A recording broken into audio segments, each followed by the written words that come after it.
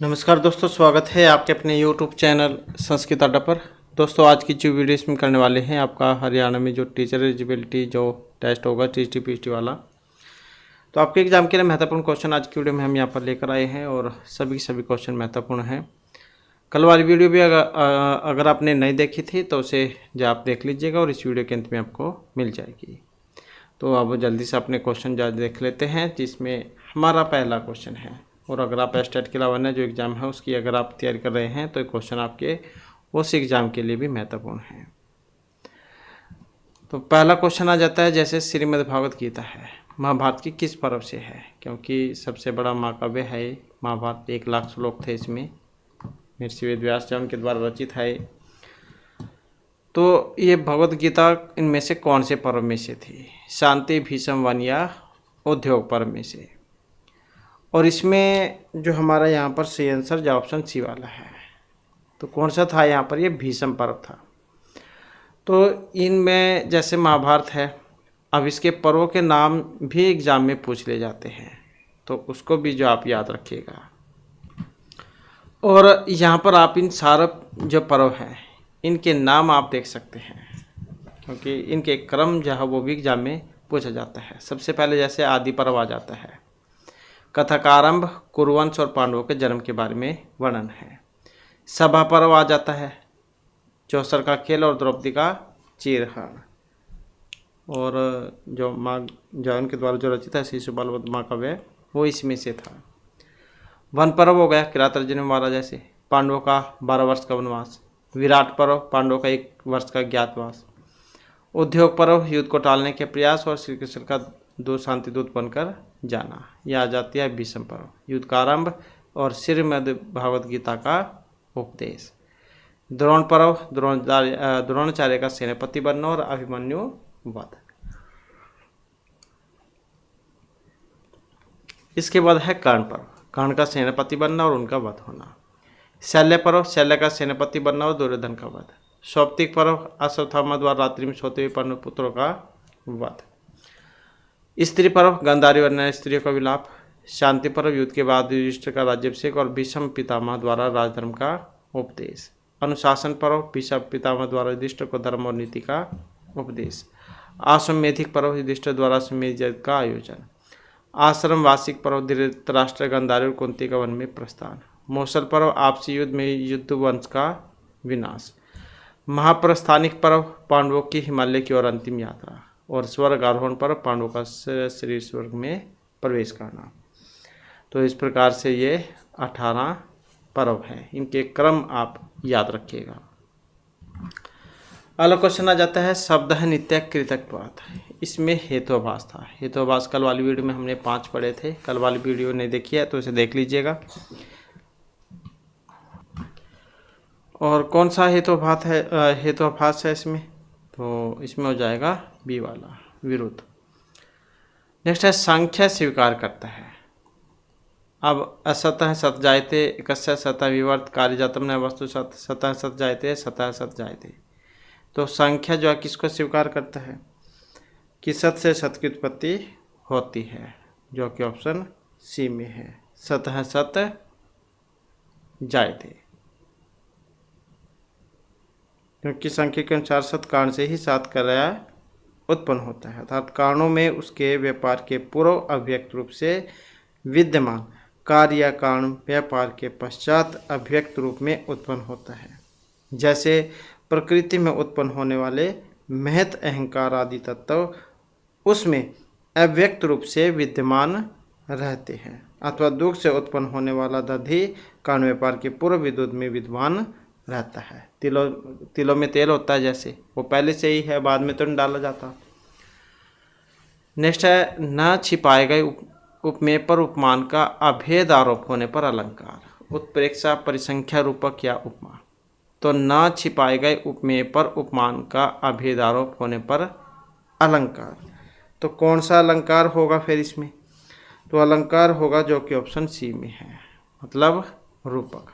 तो जो रूपक अलंकार है उसका लक्षण है तद अरूपकम अभेदो या उपमान उपमेय हो, तद रूपकम अभेदो या उपमान उपमेय हो। तो यही है न छिपाए गए उपमेय पर उपमान का अभेद आरोप होना। तो रूपक अलंकार का जो है लक्षण था ये।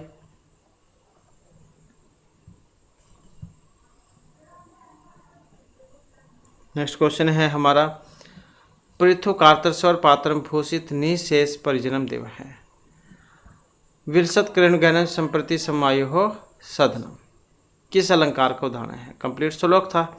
तो यह अनुप्रास या मक्सलेश या उत्प्रेक्षा है। तो इसमें कौन से अलंकार का प्रयोग हुआ है? और अलंकार की अगर हम इसमें बात करते हैं तो श्लेष अलंकार का इसमें प्रयोग हुआ था। नेक्स्ट है, धर्म का धम्म रूप में परिवर्तन, यह उदाहरण है। आप पुरोगामी समीकरण का, पश्चिगामी का, पुरोगामी समीकरण या पश्चिगामी विसमीकरण का। तो धर्म का धम्म रूप में परिवर्तन होना किसका उदाहरण है? तो यह है पश्चिगामी समीकरण का। नेक्स्ट है, सत्कार्यवाद का कारण है। आप प्रकृति स्वरूप ज्ञान है, समीप्य है, समान अभिहार है, सर्वसंभव अभाव है। तो सत्कार्यवाद का कारण कौन सा है?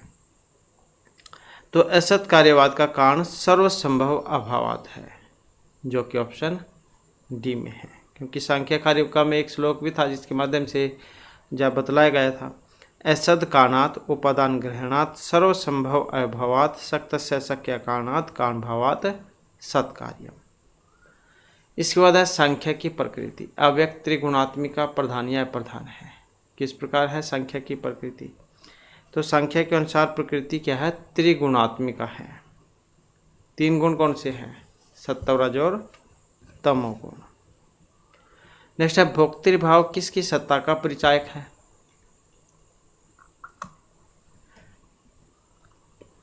तो ये प्रकृति है पुरुष अविवेकी या प्रधान। तो किसका यहाँ पर माना गया है? भोक्तृभाव किसकी सत्ता का परिचायक है? तो पुरुष को हो जाएगा, जो कि ऑप्शन बी में है, क्योंकि भोक्तृभाव पुरुष की सत्ता का परिचायक है। और यहाँ पर भी ये जो ईश्वर कृष्ण इनके द्वारा जो रचित है संख्याकारी का, तो इसमें इनके बारे में बतलाया गया था। संघात प्रार्थत्वात् त्रिगुण आदि विप्रिय अधिष्ठानात् पुरुषः अस्ति भोक्तृभावात् कैवल्यार्थ प्रवृत्तेश्च। तो इस प्रकार का श्लोक भी आता है। नेक्स्ट है, प्रार्थनमान में प्रतिज्ञा वाक्य है। कल वाली वीडियो में हमने अनुमान के क्वेश्चन पढ़ा था। अनुमान दो प्रकार का होता है, स्वार्थनमान और प्रार्थनमान। प्रार्थनमान हमने पढ़ा था 5 प्रकार का, प्रतिज्ञा, हेतु, उदाहरण, उपनय, निगमन। तो प्रार्थनमान में प्रतिज्ञा वाक्य कौन सा था? पर्वतो वह्निमान, या धूमन सहसा वह्निमान, तस्मात् तथा या धूमक्त्वात्। तो इसमें यही था, पर्वत वह्निमान प्रतिज्ञा है कि जो कोई स्वयं धूम से अग्नि का अनुमान करके दूसरों को उसका बोध कराने के लिए 5 अवयव वाले अनुमान वाक्य का प्रयोग करता है, तो वह कहलाता है प्रार्थनमान। 5 बतलाए थे हमने आपको, प्रतिज्ञा, हेतु, उदाहरण, उपनय, निगमन। तो पर्वतो वह्निमान प्रतिज्ञा हो गई, और धूमत्वात् धुआं वाला होना से हेतु हो गया, और या धूमन सहसा वह्निमान, जहाँ जहाँ धुआं होता है वहाँ पर आग जरूर होती है, इसका उदाहरण है ये। और तथा चायम, और इसी प्रकार से यह पर्वत भी है, उपनय हो गया, और तस्मात् तथा निगमन हो गया। तो इस प्रकार से ये प्रार्थनमान का क्वेश्चन था, प्रतिज्ञा वाक्य है। नेक्स्ट है आप्त वाक्यम, रूप, शब्द, उपमिति, अनुमिति। क्या होता है आप्त वाक्य? तो जो आचार्य केशव मिश्र उन्होंने अपनी तर्क भाषा में शब्द प्रमाण का क्वेश्चन है उसके बारे में बतलाया था। आप्त वाक्यम शब्द हैं, आप्त का वाक्य शब्द प्रमाण कहलाता है। जैसा पदार्थ है वैसा ही उपदेश करने वाला पुरुष आप्त कहलाता है। आप्त है तो यथार्थ भूतस्य उपदेष्टा पुरुषा। इसके बाद है समवाय। वाक्यार्थ है, वाक्य है, पद है या पदार्थ है। क्या है समवाय? तो इसमें भी जो आचार्य है केशव मिश्र, इन्होंने अपनी तर्क भाषा में, जो कि ऑप्शन सी में है, पदार्थ के बारे में बतलाया था। समवाय दो अयुत सिद्ध पदार्थों का संबंध है। रूढ़े प्रयोजन द्वासो लक्षण शक्ति अर्पिता। अब ये लक्षण था यहाँ पर, अब ये लक्षण इनमें से किन का था, ये भी कंप्लीट श्लोक कह सकते हैं आप है। मुख्यार्थवादी तद युक्त यो अन्यर्थ प्रतीयते रूढ़े प्रयोजन द्वा असौ लक्षणा शक्तिर अर्पिता, ऐसा है ये। और आचार्य जो विश्वनाथ हैं उन्होंने अपने साहित्य दर्पण में बतलाया था इनके बारे में, जो कि 10 परिच्छेदों में है, कि मुख्यार्थ के बाधित होने पर रूढ़ि अथवा प्रयोजन के बल पर जिस शब्द शक्ति के द्वारा उस मुख्यार्थ से संयुक्त अर्थ की प्रतीति होती है तो वही लक्षणा कहलाती है। तो इस प्रकार से जो आचार्य विश्वनाथ इनका साहित्य दर्पण जो है उसमें से लिया गया है। ऑप्शन हो जाएगा ये वाला। नेक्स्ट है विपरीत लक्षणा का दूसरा नाम। क्या है विपरीत लक्षणा का दूसरा नाम? अजहत लक्षणा, जहत लक्षणा, जहत अजहत या गौणी लक्षणा। तो विपरीत लक्षणा का दूसरा नाम क्या है? तो आचार्य विश्वनाथ और जो मम्मट है इन्होंने लक्षणा के 2 भेद बदलाए थे, उपादान लक्षणा और लक्षण लक्षणा। और इसी को वेदांत शास्त्रों में अजहत लक्षणा या जहत लक्षणा भी कहते हैं, और वेदांत शास्त्र में विपरीत लक्षणा को अजहत लक्षणा भी कहा जाता है। तो इस प्रकार से वेदांत शास्त्र में लक्षणा के 3 भेद हमें प्राप्त होते हैं। तो कौन सा हो जाएगा? जहत अजहत लक्षणा। विभत्स का स्थायी भाव कौन सा है? अब रस की बात करते हैं तो 9 रस होते हैं, श्रृंगार, हास्य, करुण, रौद्र, वीर, भयानक, विभत्स, अद्भुत और शांत रस। 9वां जो है शांत रस था। और इसी प्रकार से इनके जो स्थायी भाव हैं वे भी होते हैं। तो इनके स्थायी भाव भी इसी प्रकार से, जितने रस इतने ही स्थायी भाव। अब जैसे यहाँ पर विभत्स के बारे में पूछा गया था, विभत्स का स्थायी भाव कौन सा है इनमें? तो कौन से वाला हो सकता है? रति, जुगुप्सा, क्रोध या शोक। यही है ऑप्शन बी वाला, जुगुप्सा। तो विभत्स रस का स्थायी भाव होगा जुगुप्सा। श्रृंगार रस का स्थायी भाव कौन सा है? रति। करुण रस का स्थायी भाव शोक।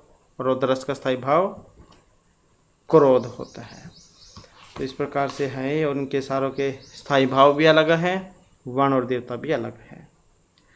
अब जैसे ये विभत्स था, स्थायी भाव जुगुप्सा, नीलवर्ण और महाकाल देवता थे इसके।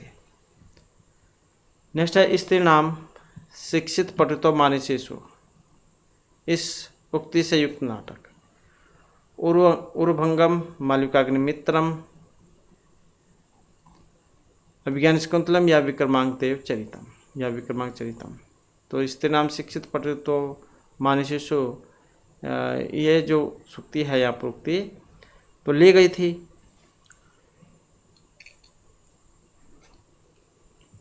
तो जो अभिज्ञान शकुंतलम है इसमें से थी, 5वें अंक में से 22वें नंबर का श्लोक है। ये पढ़ना चाहते हैं तो आप पढ़ भी सकते हैं कि वृद्ध तपस्विनी स्त्री में जो मनुष्य जाति से भिन्न स्त्री है उनमें भी बिना शिक्षा के चतुरता देखी जाती है। नेक्स्ट है स्त्रियों नाम खलु एता निसर्गाते पंडिता, पुरुष नाम तो पंडित्यम शास्त्रे उपदिश्यते। तो ये जो श्लोक है ये लिया गया था अभिज्ञान शकुंतलम मृच्छकटिक वेणुसंहार या शिशुपाल वध में से। स्त्री नाम खलु एता निसर्गाते पंडिता, तो मृच्छकटिकम जो है उसमें से था ये, जो कि महर्षि शूद्रक की रचना है। 10 चाहे सर्गों 10 अंक उसमें है ये। रूपक का जो भेद होता है प्रकरण, तो इस प्रकार से 10 अंकों में है। और श्रृंगार रस है इसमें, चरदत्त इसके नायक और वसंत सेना इसकी नायिका थी। और मैत्रेय थे इसमें विदूषक।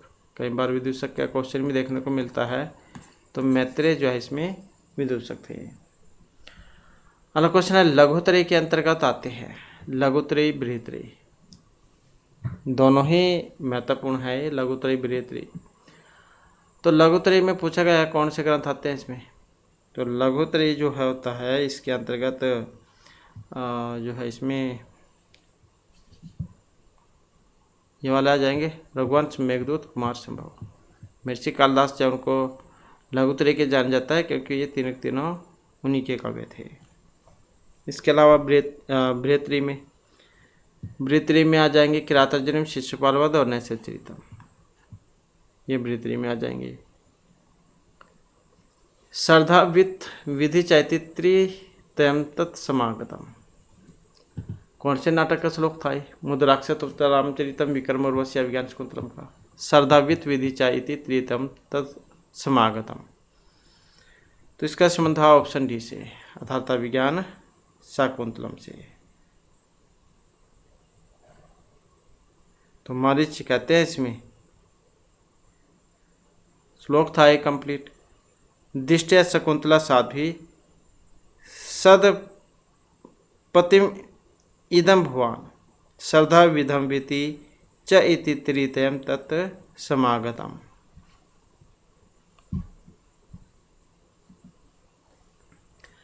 नेक्स्ट है आप्तवाक्यम। अभी हमने क्वेश्चन ही पढ़ा आप्तवाक्यम शब्द वाला। तो कौन से दर्शन से है ये? जैन, मीमांसा, बौद्ध या न्याय दर्शन से। तो कौन से दर्शन से था ये?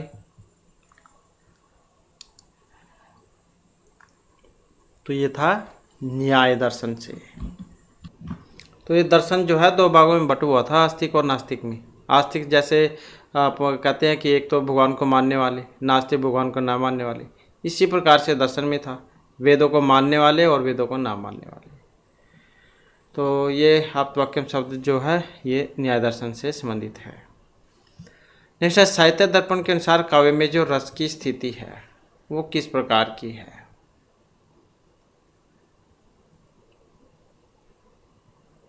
शरीर, आत्मा, अवयव, संस्थान या अलंकार जैसी।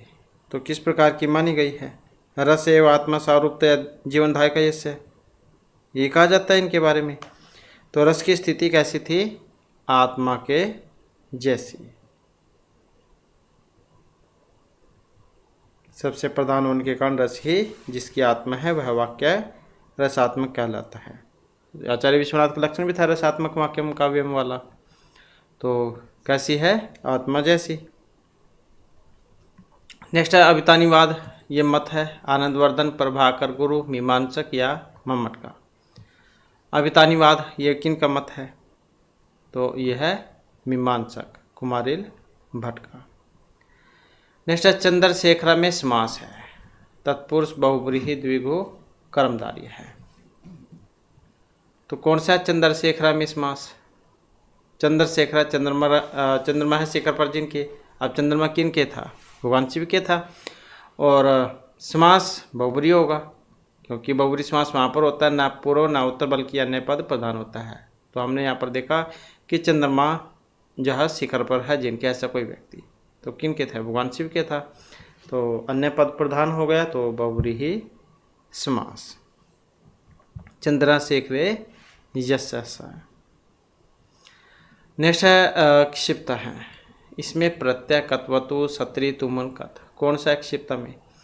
तो क्षिप्त धातु हो जाएगी इसमें और साथ में कत प्रत्यय हो जाएगा। क्षिप्त में कत होने पर क्षिप्त रूप बनेगा। तो ये हो जाएगा इसमें कत प्रत्यय। अगला क्वेश्चन है विचार शब्द। विचार जब ध्वन्यात्मक होकर होठ पर प्रकट होते हैं तो वह भाषा कहलाती है। अब ये विचार था डॉक्टर मंगलदेव शास्त्री, भोला शंकर, पतंजलि, प्लेटो का। विचार जब ध्वन्यात्मक होकर होठों पर प्रकट होंगे तो वह भाषा होती है और वो होगी मतलब ये कहने वाले थे पतंजलि मुनि। नेक्स्ट क्वेश्चन है तर्क भाषा के रचयिता कौन है? अब सदानंद जो है इनका तो वेदांत सार है। ईश्वर कृष्ण की सांख्यकारिका है। तो केशव मिश्र का है तर्क भाषा। तो तर्क भाषा के लेखक पूछा गया था इसमें, तो यही सी आंसर हो जाएगा। अगला क्वेश्चन है यहाँ पर सत्य और असत्य बताना है। अब जब शकुंतला और दुष्यंत तीनों ने लव मैरिज की थी, जो कि प्राचीन समय में गंधर्व विवाह जिसको कहा जाता था, या फिर शकुंतला का विवाह दैव था, प्रजापति था, या विवाह पैशाची था। तो दोनों की खुद की मर्जी से था, परिवार वालों की मर्जी से नहीं था। तो गंधर्व विवाह जो है यहाँ पर सी आंसर हमारा होगा। नेक्स्ट है क्वेश्चन आ जाता है हमारा रैवतक पर्वत। अब रैवतक पर्वत का वर्णन भी हुआ था। कादम्बरी, किरातार्जुनीयम, शिशुपालवधम, कुमार संभव, किसमें हुआ था रैवतक पर्वत का वर्णन? तो रैवतक पर्वत का वर्णन जो हुआ था मिर्ची माँ के द्वारा जो रचित है शिशुपालवध महाकाव्य, तो इसमें हुआ था। 20 सर्ग हैं इसमें और बृहत्तरी के अंतर्गत यह आता है। महाकाव्य की कथा वस्तु कवि कल्पित, मिश्रित, इतिहास प्रसिद्ध या कोई सी भी नहीं। तो महाकाव्य की कथा वस्तु कैसी होती है? तो महाकाव्य की कथा वस्तु जो है वो इतिहास प्रसिद्ध होती है। नेक्स्ट है रसोईया चावल से भात पकाता है, इसका संस्कृत रूपांतरण कौन सा होगा? मतलब अनुवाद बताना है संस्कृत वाला, संस्कृत अनुवाद क्या बनेगा इसका?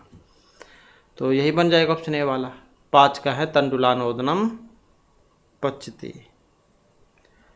और अगर हम इसको कारक प्रकरण में सूत्र में लेके चले तो क्योंकि सूत्र जो है वो भी आता है इसमें, तो कौन सा आ जाएगा इसमें? पच धातु वाला, दुहयाच पच दंडरुद वाला, तंडुलान ओदनम पस्ती, चावलों से भात पकाता है। तो कौन सा हो जाएगा? अकथितम च सूत्र लगेगा इसमें, द्विकर्मक वाला। तो यहाँ पर तंडुल इसमें कारण होगा और अविवक्षा होने पर कर्म संज्ञा होगा। तो ओदनम प्रधान कर्म है। तो अकथितम च सूत्र आप याद रखिएगा, ये उसका उदाहरण था। नेक्स्ट है वेदांत सार अनुसार मन का स्वरूप। अभिमान, संकल्प, विकल्प, अनुसंधान, निश्चय, कौन सा है? वेदांत सार उसके अनुसार मन का स्वरूप। तो इनके अनुसार ऑप्शन बी हो जाएगा इसमें, संकल्प और विकल्प। खंड काव्य है 10 कुमार चरित, नलचंपू, किरातार्जुनीयम, मेघदूतम, खंड काव्य। तो कौन सा है खंड काव्य? मेघदूत, यही है खंड काव्य। 2 भागों में बटा हुआ है, पूर्वार्ध उत्तरार्ध में। पूर्वार्ध भाग में 63 और उत्तरार्ध भाग में 52 श्लोक थे, मतलब 115 जो है इसमें टोटल श्लोक हैं। महर्षि कालिदास जो है उनकी रचना है। नेक्स्ट है पदलालित्य के लिए प्रसिद्ध है। अब जैसे महर्षि कालिदास को उपमा के लिए जान जाता है, 12वीं कार्तवरों के लिए जान जाता है, तो इसी प्रकार से दंडी को पदलालित्य के लिए जान जाता है। और महर्षि माघ में ये तीनों गुण थे, 12वीं अर्धगौरव, उपमा कालिदास और दंडी पदलालित्य के। माघे संति त्रिगुण, तो इसी कारण से कहा जाता है इनके बारे में। अगला क्वेश्चन है अगले सर्ग की कथा वस्तु कहाँ सूचित की जाती है? सर्ग के आरंभ, अंत, मध्य या कहीं पर भी। अगले सर्ग की कथा वस्तु, आप जैसे नाटक देखते हैं, आपने देखा होगा जब समाप्त होने वाला होता नाटक, तो उसमें ऐड दिखा देते हैं लास्ट में कि ये कल वाला जो एपिसोड है उसमें ये दिखाया जाएगा। तो सेम वैसे ही नाटक होते हैं। तो इस प्रकार से जो है इसमें ऑप्शन सी वाला बनेगा। लास्ट में तो दिखाएंगे कि, क्योंकि कल भी तो जो है दर्शक वहाँ पर उनका मतलब बैठा के रखने हैं एक तरीके से, ताकि उनके अंदर जिज्ञासा हो जाए कि कल क्या होगा, कल भी देखना है। तो सर्ग के अंत में भावी कथा का संकेत होता है। नेक्स्ट है श्रृंगार रस का स्थायी भाव। रति, शोक, हास, क्रोध, अभी हमने रस बतलाई दिए 9 होते हैं। तो श्रृंगार रस का कौन सा है स्थायी भाव? स्थायी भाव इसका रति है, तो यही हो जाएगा इसमें। नेक्स्ट क्वेश्चन है नंदी। नंदी क्या होती है? जब आप कोई नया काम शुरुआत करते हैं तो हवन पूजा करते हैं देवताओं की, ताकि काम अच्छे से कंप्लीट हो जाए। तो सेम वही है ये नंदी। काव्य, गद्य, नाटक या चंपू काव्य काम पर प्रयोग में आती है। तो नंदी जो होती है इसका प्रयोग आता है नाटक में। श्लोक भी है इसमें, उसमें बतलाया गया था साहित्य दर्पण का जो 6वां परिच्छेद है उसमें बतलाया गया था इनके बारे में, नंदी के बारे में। आशीर्वचन संयुक्ता स्तुति ही अस्मात् प्रयुज्यते देवद्विज निरपादीनाम तस्मात् नंदिति संहिता। और इन सब की स्तुति उसमें होती है। अगला क्वेश्चन है, जहाँ उपमेय में उपमान की संभावना हो तो वहाँ पर अलंकार होगा। जहाँ उपमेय में उपमान की संभावना हो, उपमा, उत्प्रेक्षा, निदर्शन या रूपक अलंकार। जहाँ उपमेय में उपमान की संभावना होती है तो कौन सा होगा उसमें? संभावना। संभावना होने पर होगा उत्प्रेक्षा अलंकार। संभावनम अथ उत्प्रेक्षा परिकृतस्य स्मेरियत, तो ये लक्षण है इसका। इसके बाद विश्व साहित्य के इतिहास में सबसे बड़ा महाकाव्य है रामायण, महाभारत, शिशुपाल वध या श्रीमद्भागवत गीता है। तो विश्व साहित्य के इतिहास में सबसे बड़ा महाकाव्य कौन सा था? 1,00,000 श्लोक थे इसमें, तो कौन सा था? महाभारत था, जो कि महर्षि वेदव्यास जैन की रचना है।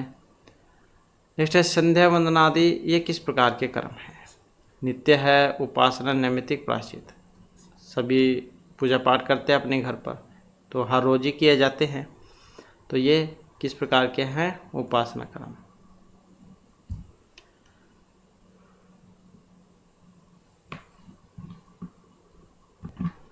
तो संध्या वंदना आदि ये हर रोज किए जाने वाले कर्म है, नित्य कर्म।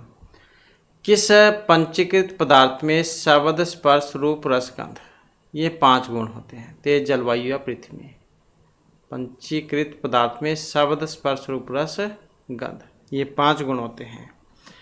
तो जल, अब पंचीकृत महाभूतों में क्रमशः आकाश में शब्द, स्पर्श, अग्नि में शब्द, स्पर्श, रूप, रस और गंध आदि गुण व्यक्त होते हैं। नेक्स्ट आ जाता है हमारा क्वेश्चन,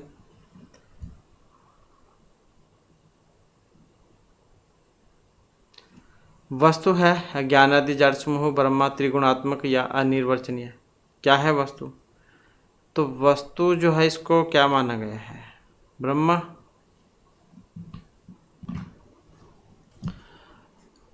इसके बाद है भीता है, प्रीता है, समय, निक्षाह, प्रतिथिक योग है।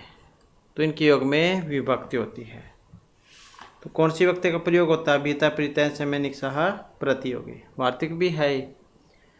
तो इनके योग में देखते हैं तो द्वितीय जो विभक्ति है इसका प्रयोग होता है। नेक्स्ट है कर्म प्रवचनीय।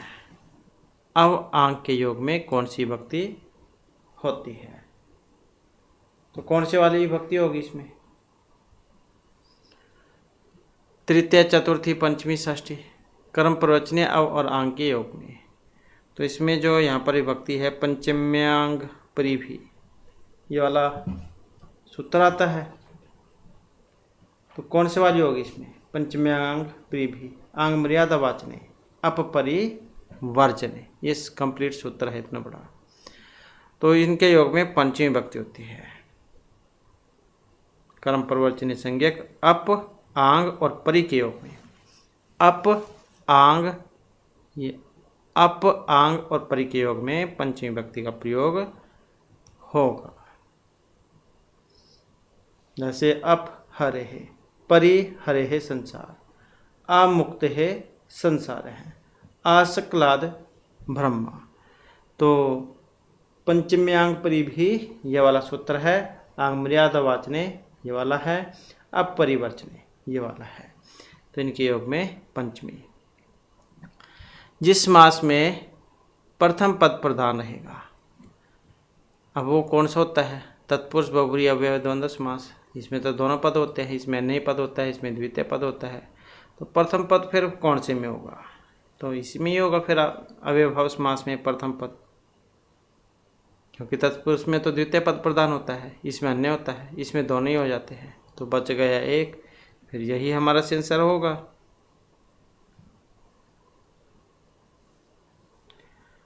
नेक्स्ट है नर्तक में किस प्रत्यय के प्रयोग से नर्तकी बना है? तो कौन से बना है?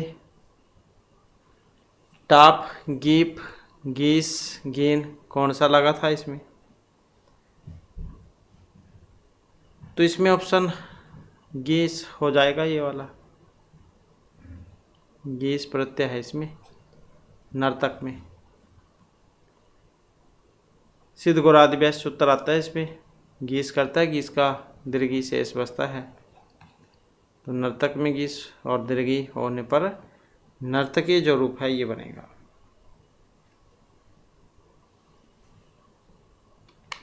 नेक्स्ट क्वेश्चन है हमारा, उत्तरामचरित में राम कौन सी कोटि के नायक थे? 4 प्रकार के नायक होते हैं वाले, धीर, ललित, प्रशांत, धीरोदात्त, धीरोदत्त। तो राम कौन सी श्रेणी के थे? तो राम जो थे ये थे धीरोदात्त के, क्योंकि इस जो उत्तरामचरित है इसमें राम को एक लोकप्रिय राजा के रूप में चित्रित किया गया था, कहीं भी भगवान इनको नहीं दिखाया गया है, और एक ये मर्यादा पुरुषोत्तम भी है, आदर्श राजा, पति और भाई भी है। और 10 रूपक में इनका लक्षण जो है वो भी आपको देखने को मिल जाएगा धीरोदात्त का। महासत्व, अति गंभीरा, क्षमावान, अविकथन है, स्थिर निगूढ़ अहंकार है, धीरोदात्त दृढ़ व्रत है। नेक्स्ट है अज्ञानोपित चैतन्यम जगत का कारण। कौन सा कारण है इसका? निमित्त उपादान, निमित्त उपादान या कोई सा भी नहीं। तो ज्ञानोपित चैतन्य जगत का निमित्त एवं उपादान कारण है। मिथ्या रूप से अन्य वस्तु के रूप में भाषित होना कहलाएगा। आरंभ सत्कार्यवाद, विवर्त या परिमाणवाद। मिथ्या रूप से अन्य वस्तु के रूप में भाषित होना, तो उसको कहा जाएगा विवर्तवाद। विवर्तवाद जो होता है उसके अनुसार कोई वस्तु किसी अन्य वस्तु की प्रतीति मात्र है। इसमें कोई वस्तु अन्य रूप में वास्तव में रूपांतरित नहीं होती, अपितु अन्य वस्तु जैसी दिखाई देती है। जैसे सुक्ति रजत की प्रतीति में वस्तुतः रजत रूप में परिणत नहीं हो जाती, अपितु रजत जैसी प्रतीत होती है।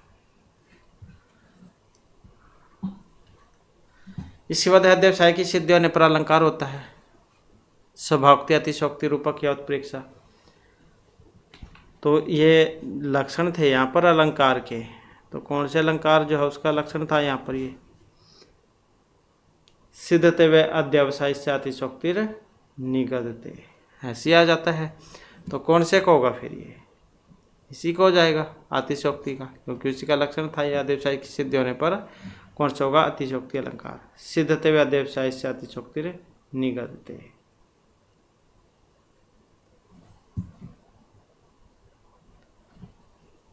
नेक्स्ट क्वेश्चन है कादम्बरी में कौन सी रीति का प्रयोग हुआ था? गौड़ी, वैदर्भी, पांचाली, लाठी। तो मिर्चवान भट्ट की रचना है कादम्बरी। आप उससे भी आप अंदाज़ा लगा सकते हैं अगर किसी को इसके बारे में नहीं पता हो। तो पांचाली रीति के लिए जाना जाता था इनको, ऑप्शन सी में जो है। नेक्स्ट है इंद्र आयुध ये अवतार थे। अब किन के अवतार थे? चंद्रमा, पुंडरीक, कपिंजल या वैशंपायन के इंद्रायुध। तो इंद्रायुध जो है यहाँ पर ये कपिंजल के अवतार थे, यही हो जाएगा इसमें सी आंसर, कपिंजल। इसमें इनके 2 जन्मों का वर्णन है, कपिंजल और इंद्रायुध। इसके बाद है इनमें से किस नाटक में सर्वाधिक शोषित, वरित, उपेक्षित वर्ग का सहानुभूतिपूर्ण चित्रण हुआ था? तो कौन से में हुआ था? अभिज्ञान शाकुंतलम, मृच्छकटिकम, उत्तरामचरित मालिका, अग्निमित्र में शोषित, दलित और उपेक्षित वर्ग का सहानुभूतिपूर्ण चित्रण। तो ये हुआ था महर्षि सुदर्भ की जो रचना है मृच्छकटिका में। नेक्स्ट श्रीरम तावद इष्टार्थ विच्छिन्ना पदावली। लक्षण है यहाँ पर ये। अब दंडी, भामा, भम्मट या आचार्य बताना। तो किन के थे यहाँ पर लक्षण? ये तो महर्षि दंडी के थे। वीरतास्व, अभिधास्व, अर्थबोधता पर है। तो यहाँ पर भी कौन से लक्षण है?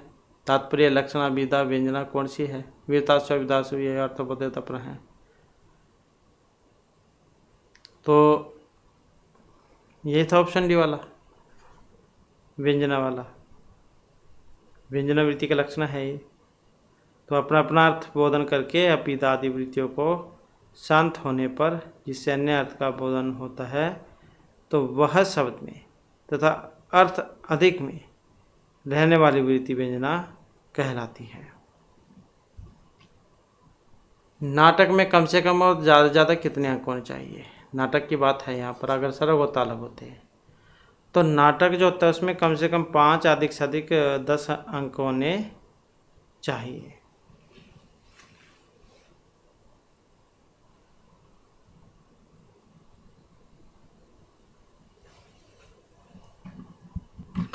तो आचार्य विश्वनाथ की जो ये साहित्य दर्पण जो है उसमें भी इनके बारे में बतलाया गया था, श्लोक भी आया था एक ये,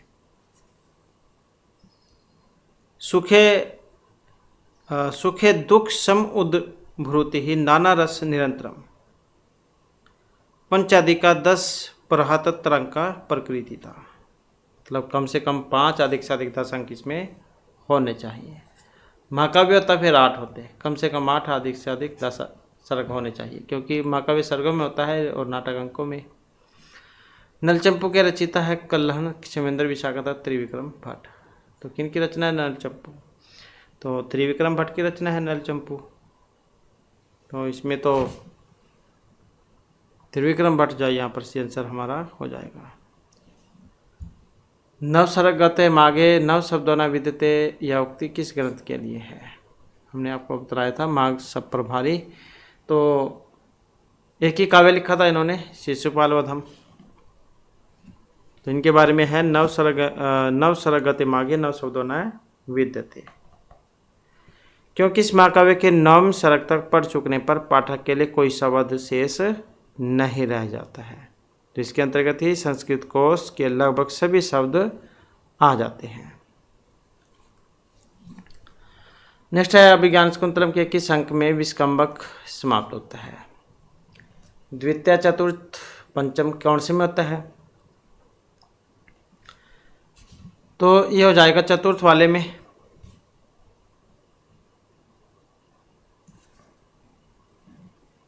तृतीय अंक से प्रारंभ होता है और चौथे में समाप्त हो जाता है।